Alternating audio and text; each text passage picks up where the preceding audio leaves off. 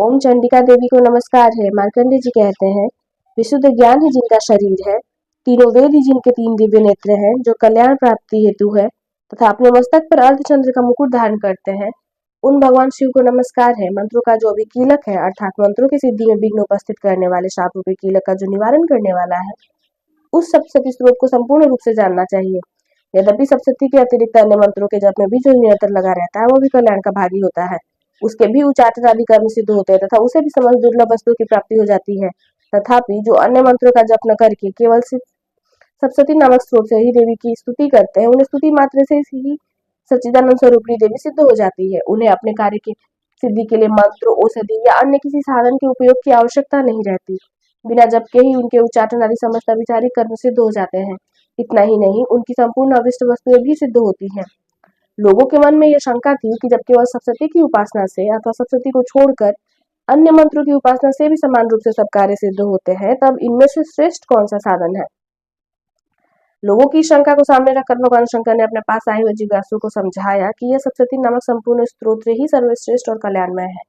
तदंतर भगवती चंडिका के समस्त सप्तशती नामक स्रोत को महादेव जी ने गुप्त कर दिया। सप्तशती के पाठ से जो पुण्य प्राप्त होता है, उसकी कभी समाप्ति नहीं होती। भगवान शिव ने अन्य मंत्रों की अपेक्षा जो सप्तशती की श्रेष्ठता का निर्णय किया है, उसे यथार्थ ही जानना चाहिए। अन्य मंत्रों का जप करने वाला पुरुष भी यदि सप्तशती के स्रोत और जप का अनुष्ठान कर ले, तो वह भी पूर्ण रूप से ही कल्याण का भागी होता है। इसमें तनिक भी संदेह नहीं है।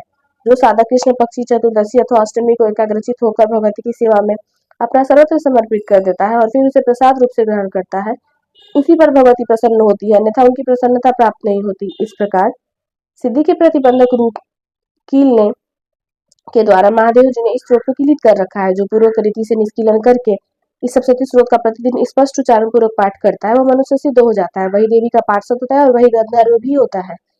सर्वत्र विचरते रहने पर भी इस संसार में उसे कहीं भी भय नहीं होता। वह मृत्यु के वश में नहीं पड़ता तथा देह त्यागने पर अनंतर मोक्ष प्राप्त कर लेता है। अतः कीलन को जानकर उसका परिहार करके ही सप्तशती का पाठ आरंभ करे।